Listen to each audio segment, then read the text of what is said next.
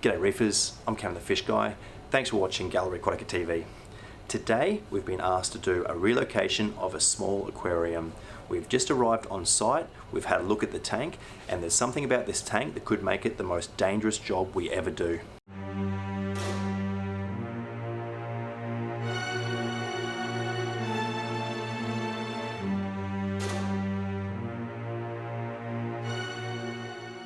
The reason why this is potentially a very dangerous job is because this tank is predominantly inhabited by Paleothoa.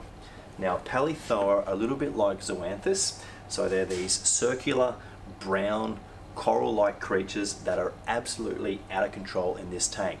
Now the reason why Paleothoa are actually dangerous when doing a relocation is because they have an incredibly strong toxin within their tissue, and it is also released as a slime when they're disturbed. So everything we do in this tank, we have to be particularly careful that we don't make any contact with the paleys with our hands, especially if we have any cuts. And most importantly, we have to ensure that none of the water from this tank ends up in our mouth or in our eyes. So this is going to be a particularly dangerous job, and we're going to have to be very, very careful. Let's have a look at the tank and work out exactly how we're going to do this job. The tank is quite basic. There's a Tico chiller and just the tank with the filter in the back, the lights in the top. Now we don't have to move this tank very far. In fact, it's only going about 10 meters. But because of the paleys, that really complicates things, and we're going to have to be particularly careful. So what I think we'll do is we'll drain down the tank as far as possible, catch out the fish, ensuring that we don't siphon water into our mouth, and then hopefully we'll be able to move the entire system with the rock, the paleys, and the chiller all in place on a trolley into the next room. So we'll get started by turning everything off and see if we can drain this tank out safely. Before we start draining, let's just have a look at the equipment that we've brought for the job. We've got a couple of large fish barrels. Now this tank holds 130 litres. These each will take about 60 litres. So I'm hoping that we'll be able to drain the vast majority of the water into these barrels and then put them on the trolley to move them into the next room. We'll also use this trolley to hopefully be able to lift the tank up onto it. But even without the water, this tank is going to be quite heavy, and that's part of the job that I'm worried about. We've also got some towels and such. We'll just lay these out because this is potentially going to be a messy job, and we want to make sure we've got dry towels on hand in case we get any Paleothoa slime on our fingers.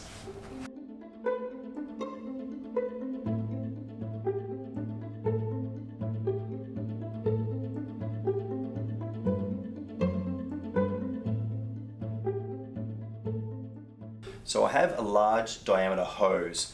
Now my plan is to siphon pretty much all of the water out in one go. And the reason why I want to do that is because starting the siphon is one point that I'm actually risking getting contact with the Paleothoa juice, given that I have to suck on the hose. So let's see if I can do this in one go.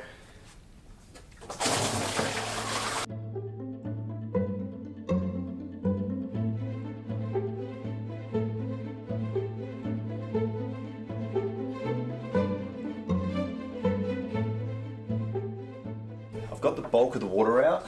There was a little bit of movement with the rock, which is a bit scary, and I may contemplate taking some of these rocks out, but I don't want to touch these paleys, so that's a last resort. But I have to get these clownfish out so that they're not stressed too much.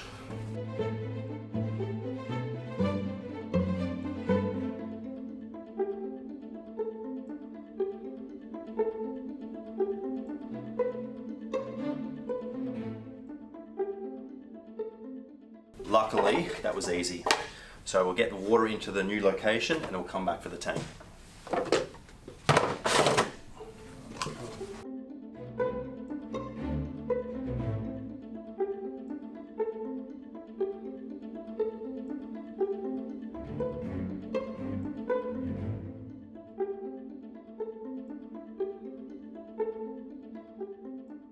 This is our new location for the tank, and it's actually only going to be a temporary location, so we will have to move it back into place in the future once the work gets done in that room. But you can see there's a power point, which is what we need, enough space, so this will be good. We've dumped our water here, and now we have to go back for the tank.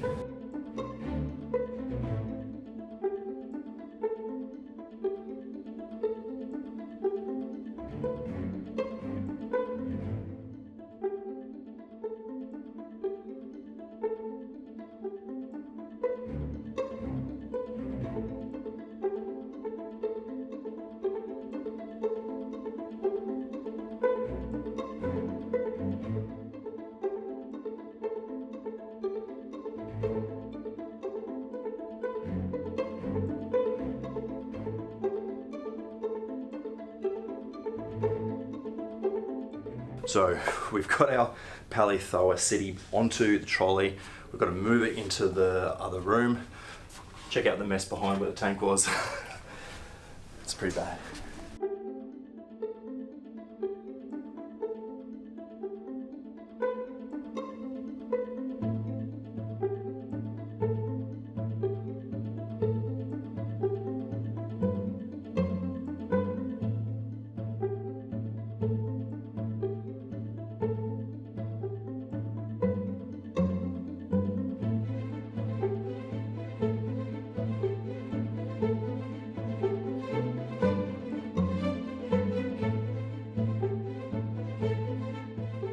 Well, that was a bit of a success.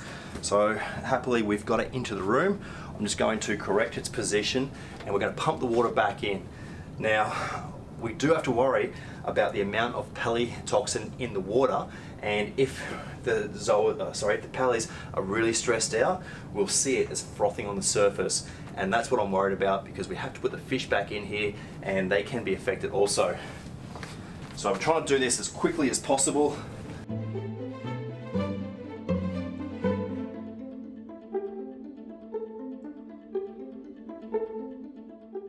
So I'm just using an octo, I think it's 3,000 litres an hour or something.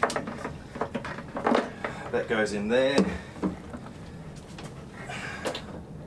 All right, here we go.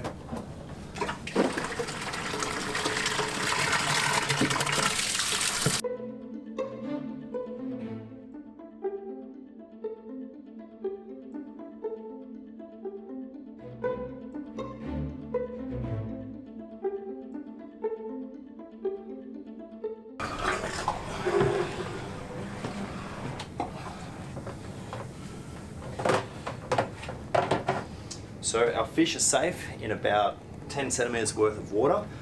I'm just going to fill the tank up with a bit of water that I've brought so we can get the filter going and see what we think of the water conditions before we put the fish back in.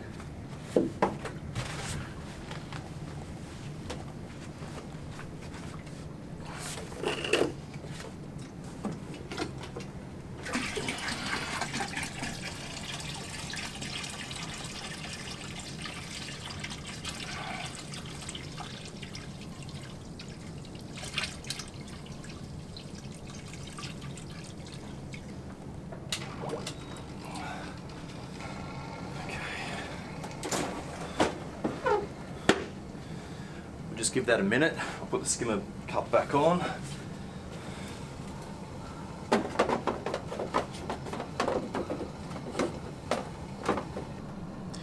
You can see the slime coming off of these pallies, and the water is thick with it. So having the filter going, the protein skimmer on, it's probably the best thing we can do before we put the fish back in here. But the problem that you'll have if you do actually get palithoa poisoning is you can have quite severe flu-like symptoms. You can get a metallic taste in your mouth, and it can even kill you. So it's extremely important that whenever dealing with these types of creatures that you're really careful. And typically when we know we're dealing with palithoa like this, we would have gloves, protective eyewear. We chose to proceed with this job because the size of the tank, the urgency of the time of the job, and we just chose to do it in a very careful manner, and so it looks like it's gone well. But we'll put the fish in and we'll see how they respond.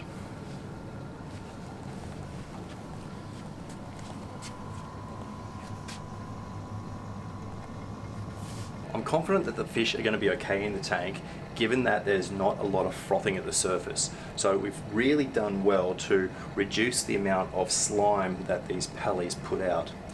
So here we go. 3 clownfish back in their pally home. So we'll monitor these guys for the next 15 minutes or so, make sure they're all okay, but it's typically you'll see very soon if they are affected by the pally-thalid goose. I just need to remove some of the sand off this fungia, and I'm not putting my hand in the tank. I do have a couple of cuts I'm a little bit worried about, so I'm going to see if this works. Not very well.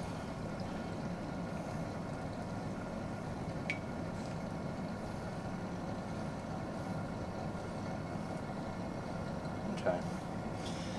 And even though I'm not putting my hands in the tank, I'm being especially cautious that I'm not putting my fingers to my mouth or rubbing my eyes or anything like that. So that's it, job done. The fish are in and they're looking very happy. And what should have been a very basic relocation, really just a 20-minute job, sort of turned into something where I was really fearing for my life and had to be especially cautious that I didn't end up with pally-thalid poisoning and in the hospital. But that's our episode of Gallery Aquatica TV for today. Thank you very much for watching. We appreciate all your support. I'm Cameron the Fish Guy. Happy reefing.